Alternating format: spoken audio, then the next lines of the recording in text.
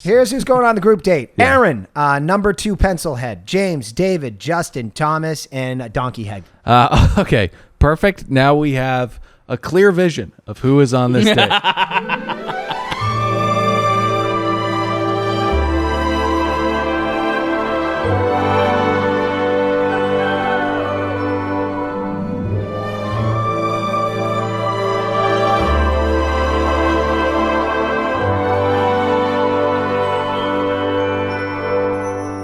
Hi, hello, and welcome to a brand spanking new episode of another Bachelorette podcast. My name is Dylan. I'm saddled up next to one real Nicholas Davis. You know you have your phone in your hand, and that reminds me, I don't know if I turned mine on silent. I didn't even bring mine in here. Hey, what's up, Nick? What's going on, everybody? What are you doing? Production for Hey, Pat, how are you? For our APS that's coming up. Another podcast show. Fun stuff. I'm doing very good. You are? Yeah. Okay, cool. I'm not. So we got to get to a little public service announcement really quickly. Yeah. Yeah. A lot of people are. I want to hit 900 patrons by the end of this week. Right. So I think we only need like 30 more. Yeah. Right. Pony up the $5. Go to patreon.com/another podcast network. There's 3 weeks of nonstop listening to us over there. Yeah. And we got Below Deck and past episodes, seasons of The Bachelor. Juan Pablo. What do you call him, Nick?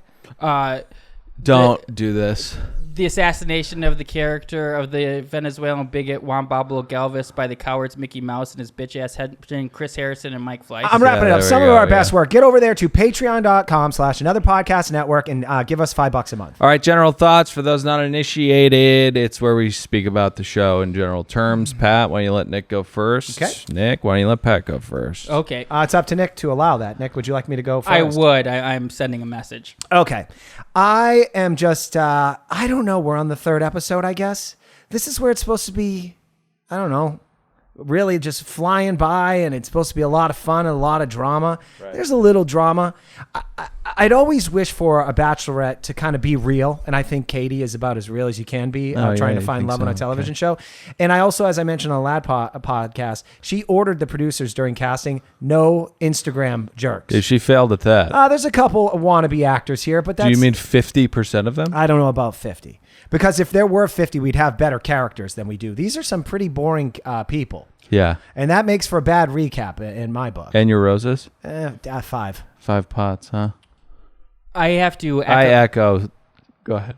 I have to echo some of Pat's sentiments. I think these guys are boring. That's why such a stand-up guy like Thomas is being reviled as the villain. Right. It's disgusting. Yeah. Talk about character assassination. Yeah. I'm really loving Katie. And wow, this was extremely sad tonight. And there's a couple parts that are going to be really hard to make fun of, but I'm going to do my best. I love you, Michael P.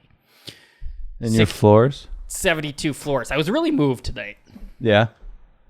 Yeah, I echo your sentiments as well.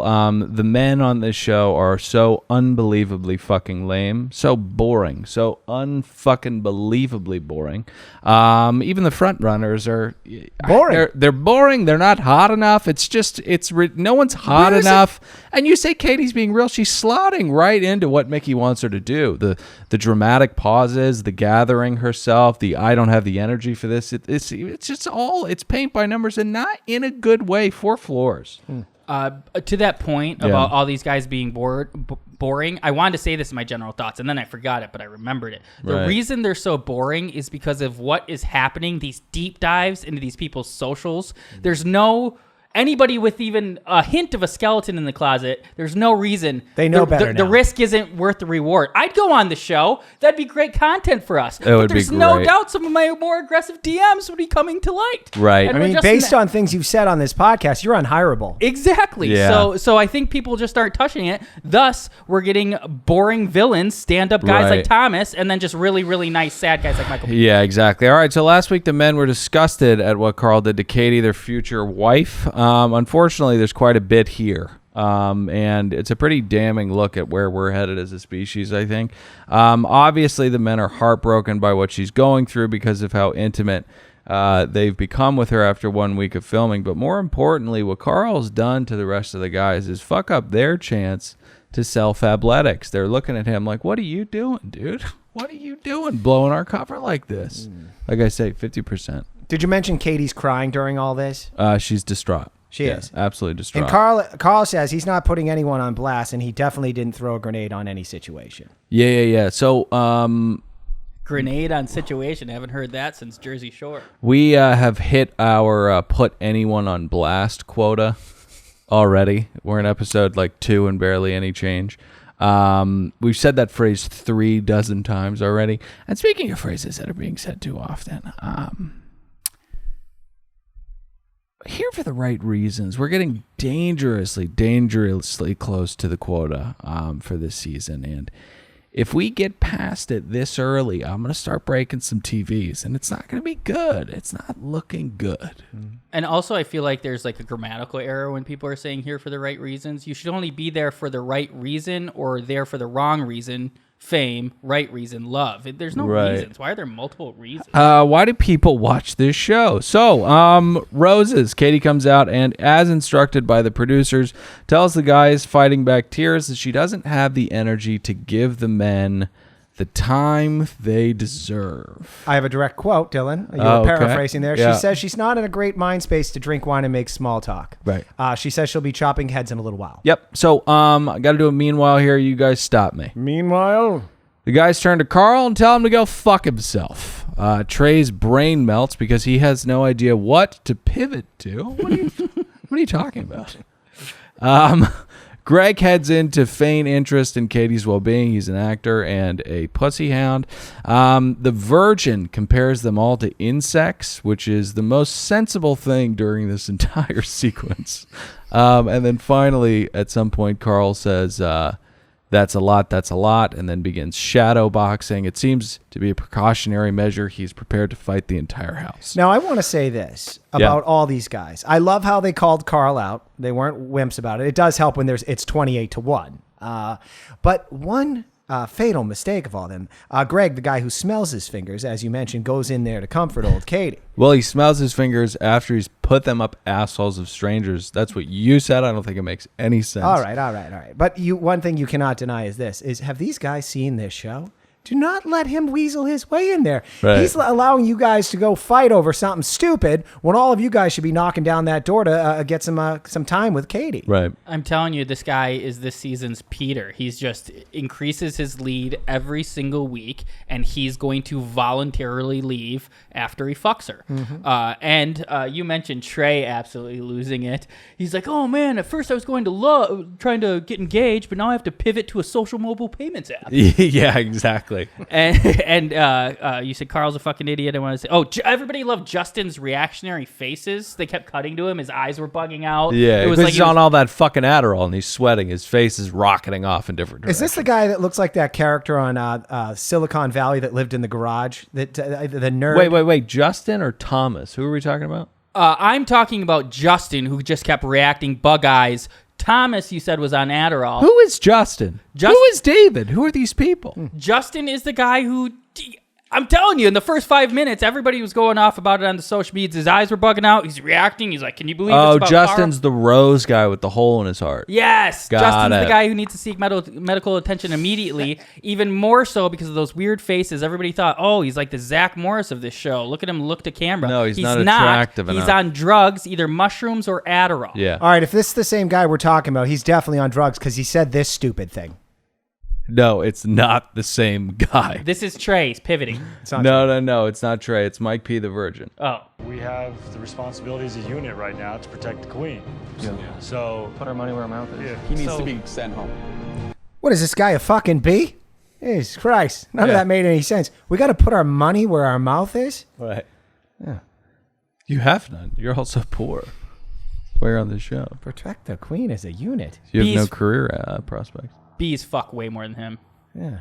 Way more. They're constantly procreating. All right, we got some roses we need to dole out. Pat, are you ready for a roll call? This is a confusing one because we have quite the heel turn smack dab in the middle of it. Right. All right. And before I start the rose ceremony, I don't want to be mean, but Katie's dress during the rose ceremony looks like a Christmas ornament or something from the show Dynasty. It's not attractive at all. It's unbecoming. Oh, I thought you were going to bring up Rue McClanahan. It wasn't sequin. Okay. It was shiny, though. Got it. Do you want a roll call? We would like a roll call. You want a roll call? I need a little enthusiasm out of both of you. Yes. All right, you want a roll call? Here's the roll call. Hit the music. David, no recollection of him on the show. He's a nice who guy. is that Hunter, his name should be Donkey Kong Head. Call him Donkey Head. Connor C, the Catman. Mike P, Silicon Valley What? nerd guy, makes a bold move to trash Carl. Should I stop there? No, okay, keep going. Sorry. We should have Michael, everything about him is average. Connor B, I got nothing. Courtney, number 2 pencil head. Kid and play Trey. Justin, I'm sorry, I'm still not really familiar with the sexual positive suitor. Anyway, Andrew M, a token Asian guy. Christian, wife wants to bang him. Josh, I got nothing. Brendan, I'm the man in the box. James, looks like a lizard. That's it. That's it? That's all I got. I think you were mixing up your insult. I think it's look like a lizard, Aaron. Oh. Man in the box, James. That was a typo on my part. All right. So, as you mentioned, Mike, during the ceremony says that it's the man's job to create an environment that protects the queen's heart. This is the kind of energy you get with a pious incel, you know, way too intense with gender roles and all that, you know, kind of, I don't know, fairy tale horse shit. But bold move, Cotton. He speaks for the unit and says that Carl needs to go. This information is earth-shattering to Casey. What? This information is earth-shattering to Katie as she was going to pick Carl, who now looks like he is overcome by bloodlust in that room. This fucking virgin was able to do what combat sports athletes have failed to do for the last decade. And he unionized in one night. Yeah. He put these people, they started making decisions together as a unit. Eventually they're going to be like, let's all fuck her at the same time. Amazon workers, take notes, okay? This is how you get it done. We have so many wonderful moments throughout this rose ceremony. Oh, we do. Probably not appropriate. Are you going to talk about how Katie, in the middle of it, asked if she can ask the group if Carl can be thrown out? Well, yeah. Oh, okay. So many wonderful moments during this rose ceremony. Trey says that there is no way I'm going home. And if I do, then yeah. Trey No Way saying his catchphrase. Courtney with a Q, the nutritionist expert, perfect candidate for Athletic Greens, says, man, who the heck would come here for the wrong reasons? You would, you fucker. I was really looking forward to this because Carl says, one, if he stays, or I was looking forward to what was going to happen with Carl because, one, if he stayed, classic producer move, he would be private piled in his bunk that night. Two, he said if he doesn't get picked, the military is going to have to come in and remove him from the competition. Now, I haven't seen every single season of this show, but I'm pretty confident in saying I don't think that's ever been done before on this franchise. Arizona Mission Season 4. Really? Actually, was pretty good. Heyday, I would say, of the franchise. Sadly, it's The Bachelor, so inherently it's very disappointing. We get neither of those things. What we did get is people saying it was an honor to the departed, and Carl leaving as well, being firmly on the spectrum as he is. He stands in front of Katie for a good amount of time, then stares at her and leaves. Really respected how stone cold everybody was in this moment. Yeah, it was ice. I'm going to quickly promote another podcast show. I played a conversation I had with an Uber driver, and I was kind of playing a little joke on him. At the end, I ruined it by laughing. Right. If I would have been strong like these men, Katie, I would have just not laughed and let committed Carl to the walk bit. out the door by his goddamn self. Yeah. Hey, can I guess, go on a slight little tangent here? Baby Birdie sent me a post of a participant that got kicked out on night 1. Got it. And so he doesn't care because he didn't sign an NDA because he met one of the producers last minute at a bar, and he literally got on the show within a week. He didn't go through all that stuff and NDAs. That's great casting, guys. And he kind of knew he was going to get tossed the first night. He was just a body. It was the guy who sells ink, printer ink or something like that. I forget who it was. Got it. He said she was a raging bitch on night 1. Katie? Yeah, she walked around, and if any of the guys seemed like they were networking, talking about their jobs and stuff, she said, you need to talk about me, which was a really weird thing to do. Oh, yeah, she's so real. And then every conversation, they cut it out that she had with each individual guy. She was basically saying, I want to be engaged in 6 months, in 6 weeks. So do you see yourself getting engaged in 6 weeks? And if the guy said no, then she said, I probably won't be continuing on with you. She's insisting an engagement happens in 6 weeks. Well, that's, her family's going to get fucking slayed if she doesn't get married. This fucker who didn't sign an NDA kind of gave us nothing. Right. Yeah. Was this the guy in the RV? Might have been the guy in the RV. Wasn't he was skin salesman. A skin salesman, skincare salesman. Well, yeah, and someone needs to tell him you can't sell human skin that you've extracted from your He's angry victim. because he Ever was heard a of the little dark weird, web? but they made a fool out of him on TV, and the way they had played it was this will be just kind of a fun bit on night one, come up and do your little thing. Right. And instead, it came off kind of cruel, I think. Yeah, I mean, we called him a rapist. So anyways, we toast We to... got to get him on the show, though. Yeah.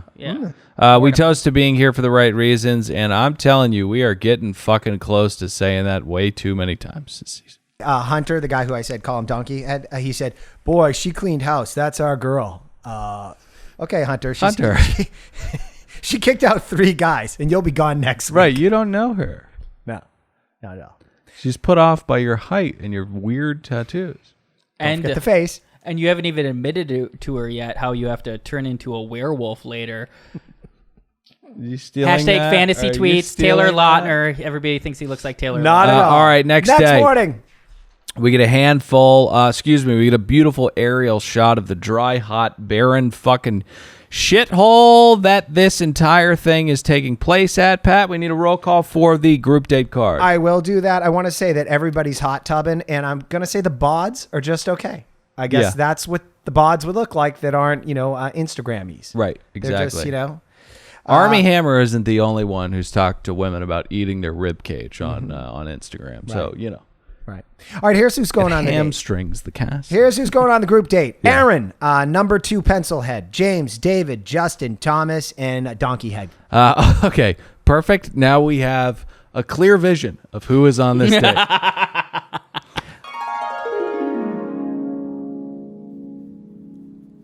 Hey guys, mea culpa.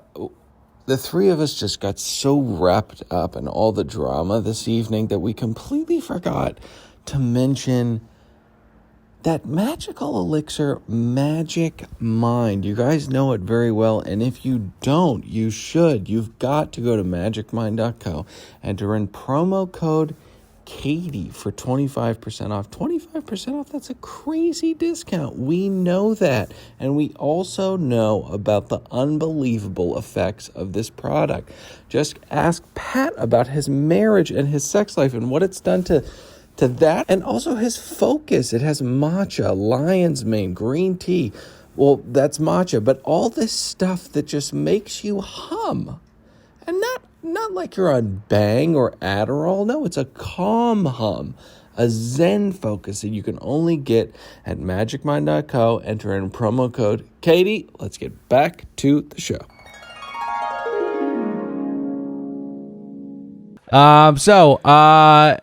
Connor says, not even a heart, Katie? Wow. They were absolutely just blown away by that ellipses. Right. It was a shocking and brutal ellipses. I think Connor is gay. He has 7 buttons undone, and he has a kind of he just has a jiggle to his shoulders that is very, very concerning to me. He's an angry junk who beats his woman. You can't get more butch than that. All right, that man's not gay. Agree to disagree. Let's get to the date and our favorite serial appearer. That is Nick Vile. That Halo Top money is drying up. Got to get back on that show. Aging well, I'd say. He looks fantastic. Hunter says that Nick has been on this show, so he knows what it's like to sit in a circle like this. Hunter is just saying things. He's getting a little bit more comfortable with the cameras, but he's still not very good at talking. That's what's happening. Mm-hmm. Now, I love this therapy bit. What is the premise of this? The men are just supposed to volunteer their love trauma? is honesty. This is how Katie's going to be able to have a sword. She'll be able to drive through them later on when she has to find reasons to get rid of any of these people. You get all the intel, all the dirt, all their deepest, darkest secrets, and then you use it against them later on. My wife does that with fights very often. You know what I was really missing from this segment? What? That same lie detector guy. Oh yeah. in the back of all of these reality shows with the mustache and the fat body and the thick wrist and fat hand that Giving goes you the thumbs thumbs up, down. like yeah. he's Caesar. Yeah. Mhm. Like he worked for the fucking CIA or something. They plucked him out of Langley. That's very perceptive. This is a variation on that date. Yeah. Yeah. 100%. So good. But there's And- no metric of how to tell whether or not they're lying. Except He's not there with the fat hand and the mustache. most of them told pretty stories that made them look like pretty big pieces of shit. Right, so right. you're not going to make that up, I Right. guess, unless what you're hiding is way worse. Yeah. Which is kind of scary in itself. Yes, Justin, it is. Justin said when he saw the circle that it looked like an intervention, Right. which he's obviously seen before Yes. because of either shrooms or Adderall problem while he's Right. making the faces. Yeah, it was very AA. I had to get that in the first time, so yeah, I could no, come no, back no. to this. No, this time. I Well, hear it. let me dig in here to what Donkey Head guy said. Right. Nick says, "How you feeling, Donkey Kong Head?" Kong Head said, Tough "It's name. really sad. I failed. I have 2 kids. I didn't imagine getting a divorce, but it happened, and now I'm going to take it seriously and be on a TV show." Well, so with him, Nick picks on him. Ken Crack. Nick picks him first because I think he's like, "What's up with you?" You know what I mean? You look weird.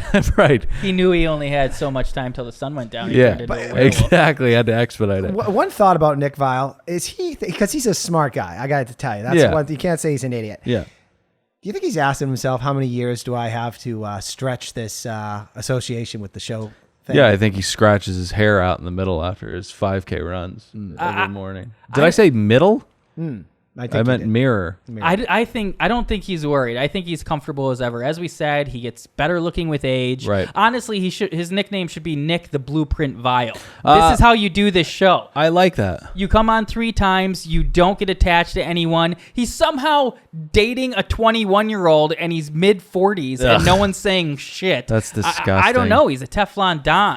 Nick the Blueprint point. Vile. So he says that there's, Hunter says there's a lot that we have to get to know about one another, referring to Katie. And I was hoping that he would say it doesn't feel right to diverge personal traumas in front of strangers without any context. But boy, was I incorrect.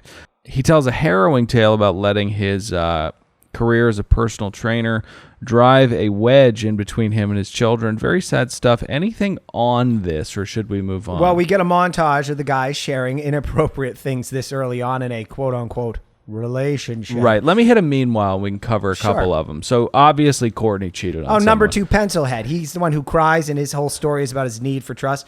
Bet he can't erase those problems.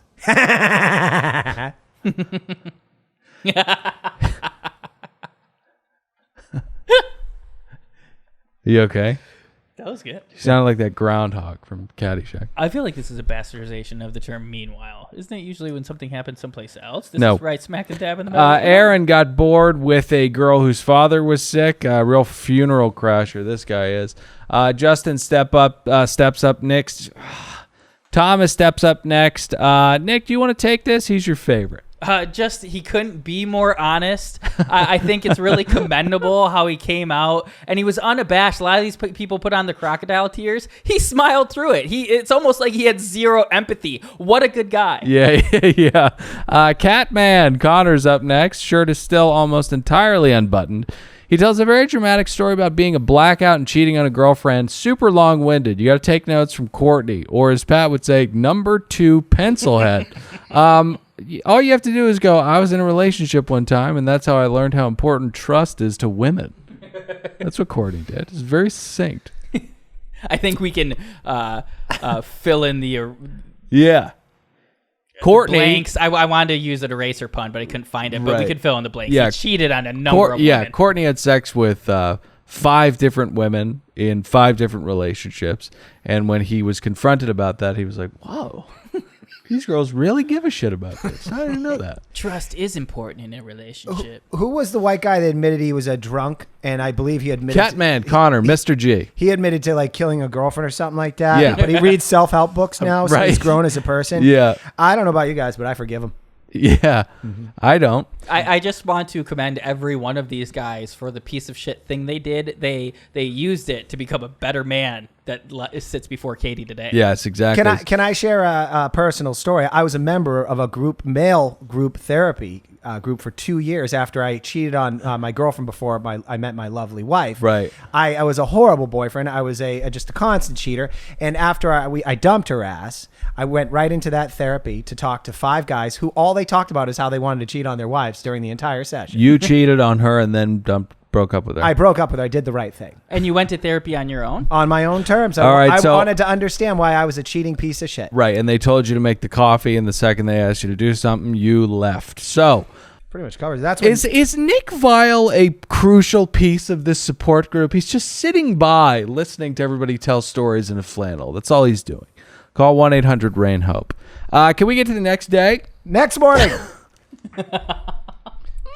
Single dad is getting ready to drop the "my wife is dead" bomb.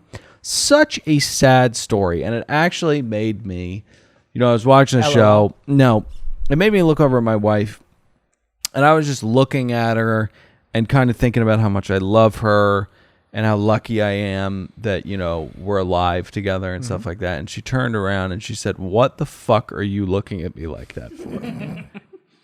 All right, can we get to the night date? Night date. As we mentioned, these guys bore the absolute fuck out of me. They're all so goddamn lame. The guy with the hole in his heart sucks. The dude from Bloodsport who tries to blind Jean-Claude Van Damme sucks. But Connor, the cat guy, not the MAGA guy, Connor the cat guy, is good for at least one of these moments an episode. Let's take a look. And I think you're really, really perceptive. You have this way of seeing people. And I haven't felt that seen in a really long time, maybe ever.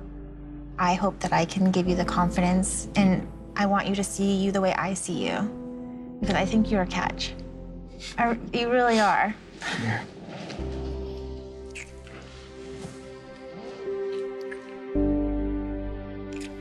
All right, Connor, you got to take it easy. You are not in a porn. You are in a romantic film of any kind. You do not know this girl. You are freaking her the fuck out. I'd also add this kind of pillow talk. I know that's an old person reference, but it's talk that happens post-orgasm.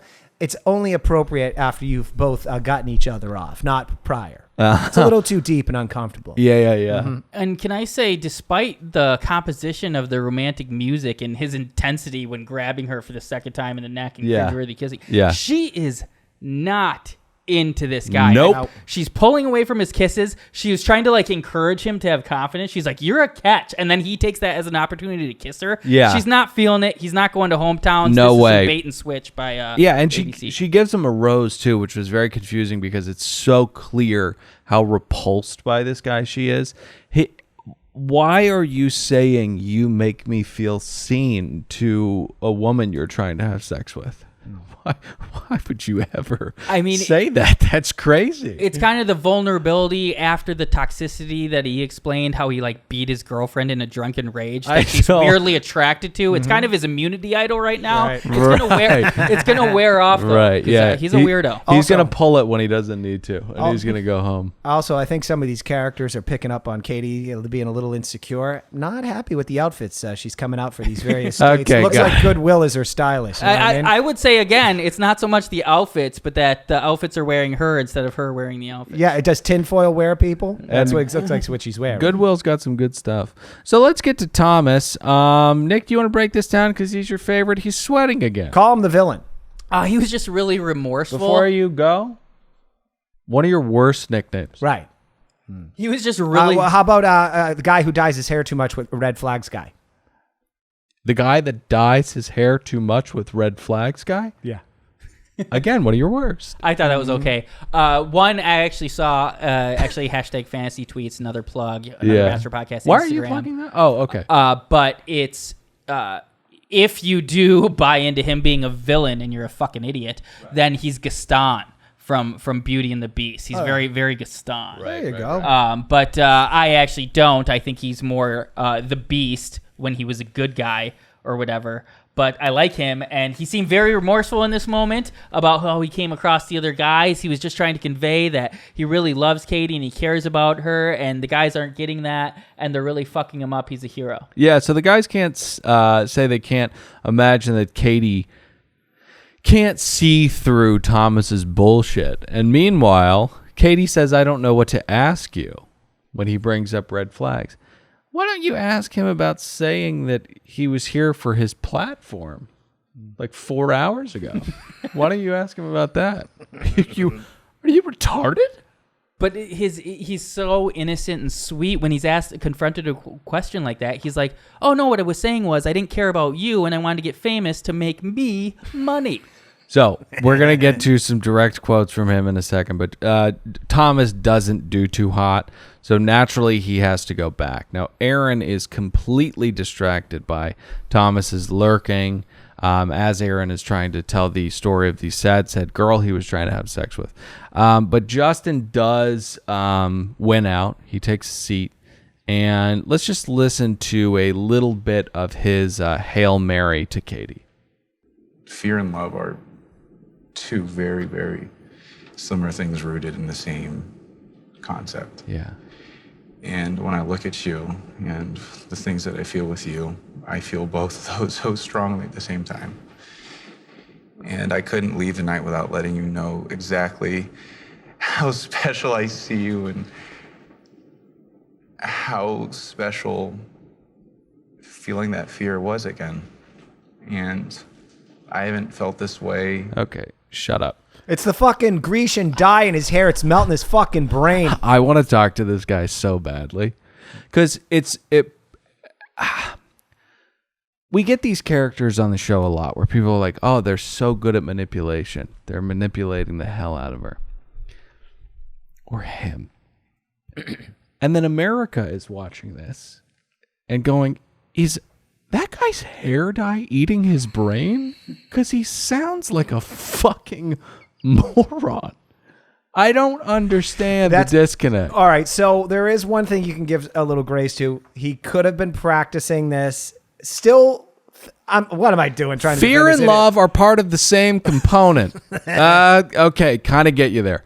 Not well said. Then you do a nervous laugh and giggle, and you say that you want to make sure that she knows how to speak. You don't know this girl. Why are you speaking like this? Is that hair dye eating your brain? I think we're all saying the same thing. He's to be commended in this moment. He's so scared and so innocent when he's being so earnest with her. And yeah, I mean, if he doesn't capture her heart, I hope he does become the Bachelor. We're all saying that, right? Yeah, guys? we all are saying that. And also, I want to say this. This guy's going to end up on a fucking Dateline episode. Some Dirty John type thing. You think someone's going to kill him? No, he gives me rapist murderer vibes. Katie, do not pick this guy. And Nick, my pick I'm shooting for is number 2, Pencilhead. Because I just want, would you like to sign up? Ever thought of dating a bachelor? And then... His dick is 11 inches long and orange. All right, let's get to the next day. I feel like there was a pencil joke coming, though. Rock on. We are going to be flipping ATVs in the desert today. Should we talk about Katie's reckless...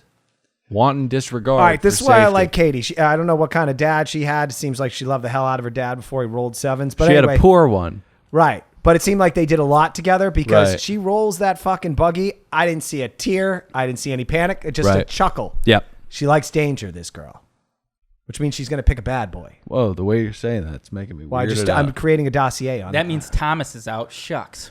Okay. Bachelor it is. All right. So, yes. Who is the guy whose wife died? What is his name? Michael? Michael P. So, Michael, this guy is just such an unbelievable sweetheart. Very much a coworker who you may fuck at like a drunken work function, but also,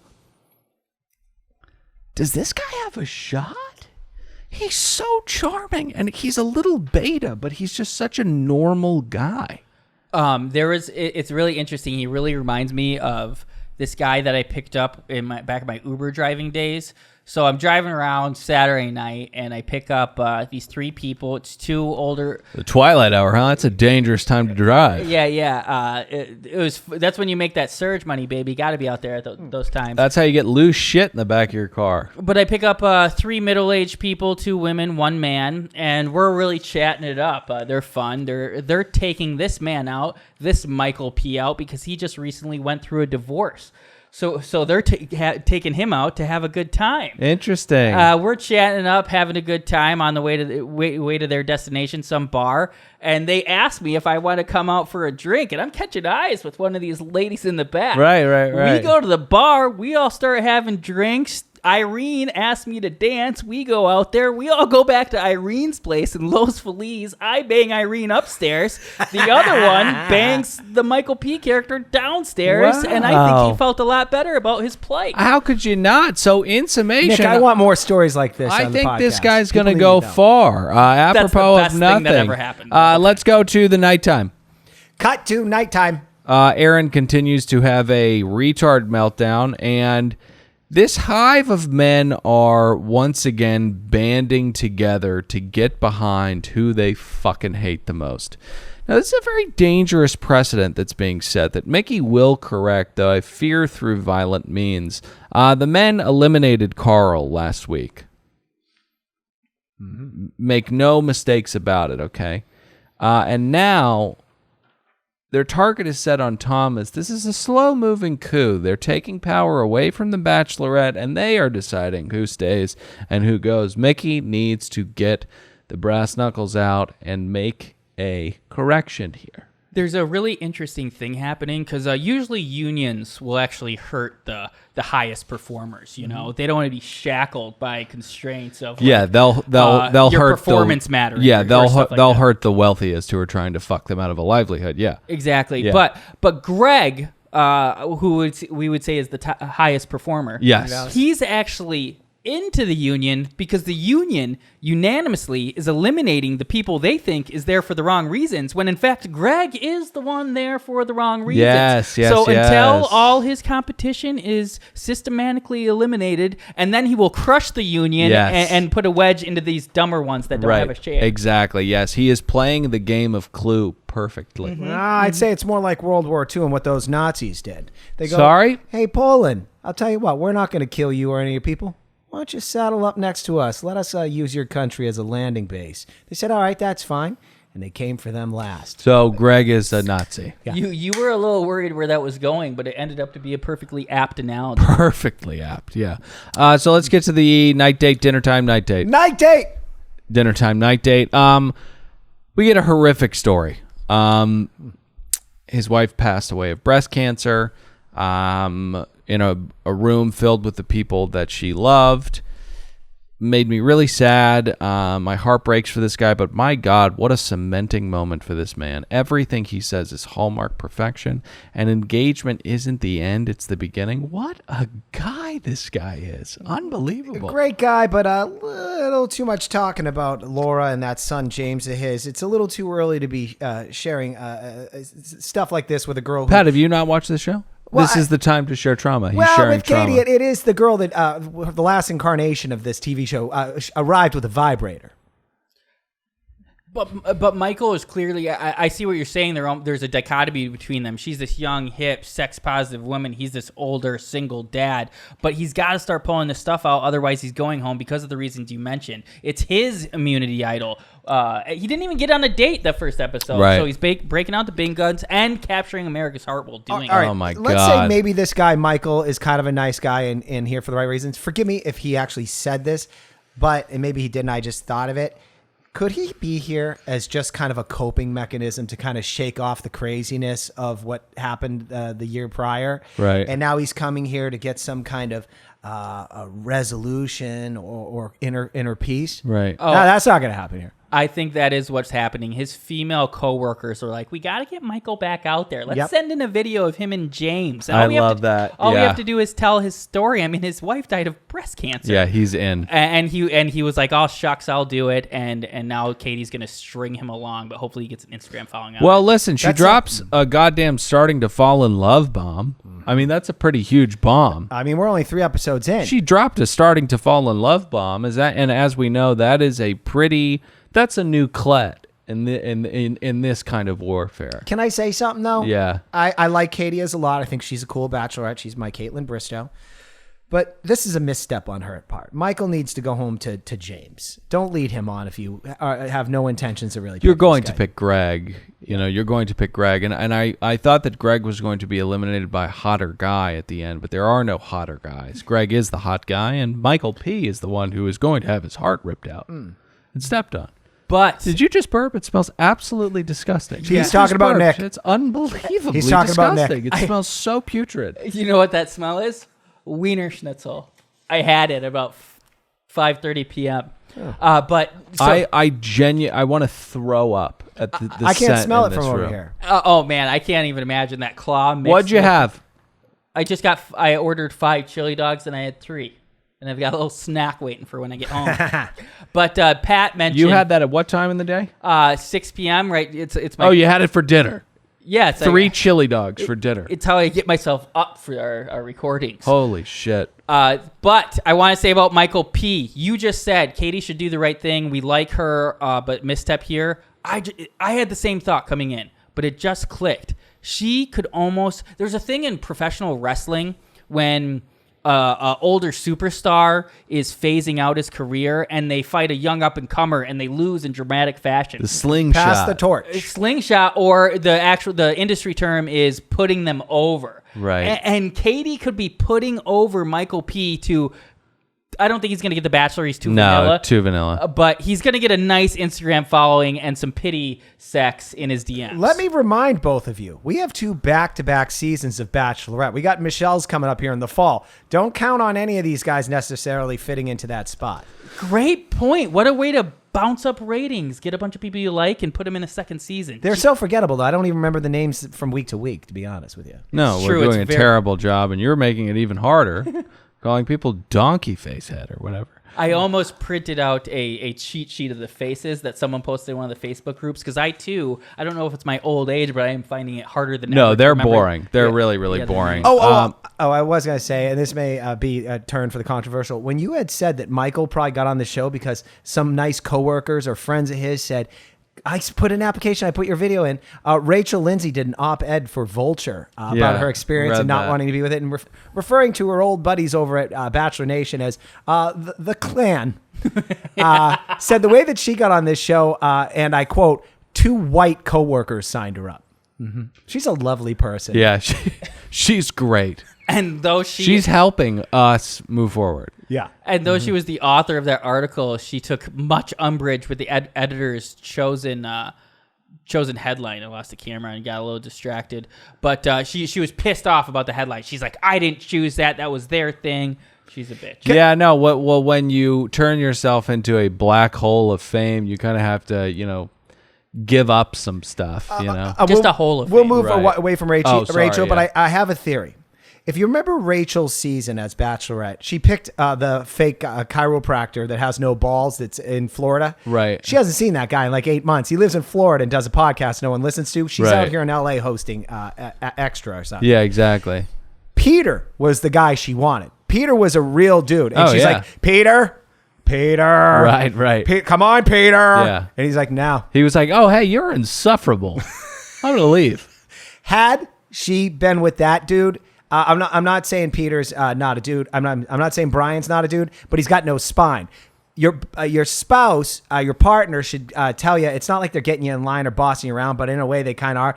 Rachel, when she's doing all this crazy stuff, if she had a partner with a spine like Peter, she wouldn't be the Rachel she is today. It's because she married Brian. Brian, what's his name? Absolo. Absolo. Dr. Abs. You don't think Dr. Abs, though, loves this situation? I mean, he is in Miami, probably with permission to have a open relationship as long as he pretends everything's hunky-dory because that's better for her cachet. Right. And Miami just is more vibrant by the day. I mean, Yeah, he's yeah, just yeah. banging 21-year-old dots. I don't know if he's going that far. Hey, can we end the show? Oh, sure, yeah, Yeah. So next day. Oh, next day. Thomas is still on everyone's minds because it sounds like he's not here for the right reasons. Hunter professes to be a nice guy, but when lied to, turns into, quote, exactly the opposite, which is why he presents Thomas with the question, did you come here to be the Bachelor? Now let's take a listen to what unfolds. Is there any question that you will answer? Because you haven't answered one question yet. For example, what color is your tie? Let me just say this. I am wearing a tie. Yes, you are. What color is it? I believe the tie is self-evident, so the color is there. Okay. That's kind of what happened. Pretty right? much. Yeah, it's two pretty much stupid what people happened. communicating with each other. Well, Larry's not stupid. Oh, right. You think Hunter is Larry David? Is that what you're saying? No. Do you have the real clip? Because it's Yeah. We'll play the real clip. Like you want to be bachelor or I don't know what it is. I mean, is that something you've thought about? Have you even considered that? That's donkey head. I would never do anything to hurt you, so to feel that I came across in any way that this is the result. See, that's the problem. I feel like you know how to have conversations with people, and I feel manipulated. It just makes me really worry about what's going on with Katie. Because you could be doing the same thing with her. And I would like to know, like, have you ever thought, maybe I could end up being the Bachelor? Has that crossed your mind? I want to say I appreciate all you guys for being so honest and coming at. I don't have the right answers. Get out of there, And nice one of the spin. biggest issues that I face is I always felt I had to say something to everybody and always have those smiles. And I felt I had to be that person, and then that's not who I was. And is that bleeding into the way that you're treating Katie? Not because, one bit. Because It's here's the something- thing, like, if you're positioning for something else, she's gonna get her heart broken, and I'm not okay with that. So is that your answer? Yes, you were thinking about being the Bachelor. Is that what you're saying? Before coming here, I didn't know what to expect. It's a non-answer. Hey, donkey head guy, you writing a fucking book about me? I don't owe you anything. Yeah, Thomas is so earnest and just being attacked by Hunter. I am wearing a tie. What color is it? I feel as though the tie is self-evident. Yes, you're here to be the Bachelor. You are on way too much Adderall to do that successfully. Also, you're not really attractive enough. No. I guess he is, but he is. Some of the guys need to be more relatable in looks wise. he's too Bob Guinea. old. His semen is dangerous semen. You know, he's not a Bachelor. He's not Bachelor material. How brave of him also, like you guys are saying, to admit that he wants to be the Bachelor. I mean, he's a real trailblazer. All right, that's it for us tonight, guys. Wait, I wanted to say, you mentioned how Hunter said usually he's a nice guy, but he's about to become exact opposite. You could see the transition happening because it was the first time they showed his giant sleeve. And I was like, wow, this guy's not a nice guy. Right, You know, it's right, starting to yeah. expose himself. It's like he's turning into a werewolf. Oh, you're keeping on with that? I just wrapped it up, kind of tied it up, and now we got close it. the Okay, show. great. So, guys, jump in the iTunes ratings and reviews. Leave 5 stars, kind words, and No, also, but I want money. I don't need the Can reviews I- anymore. Sure. Jesus. And also, we had that awesome read earlier. Don't forget it. Don't forget it. magicmind.co. Magicmind.co. Promo code Katie, 25% off.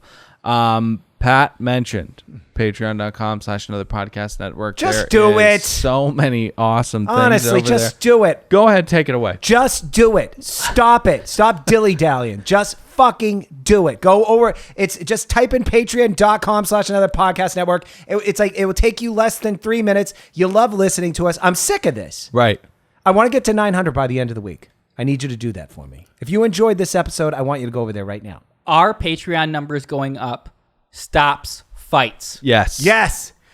It does. Complacency in the numbers causes fights. Yes. So if you want to help us keep going and not be at each other's throats, go over to patreon.com/another podcast network. Guys, we'll be back next week with more Another Bachelor podcast. Sheesh. It was another one.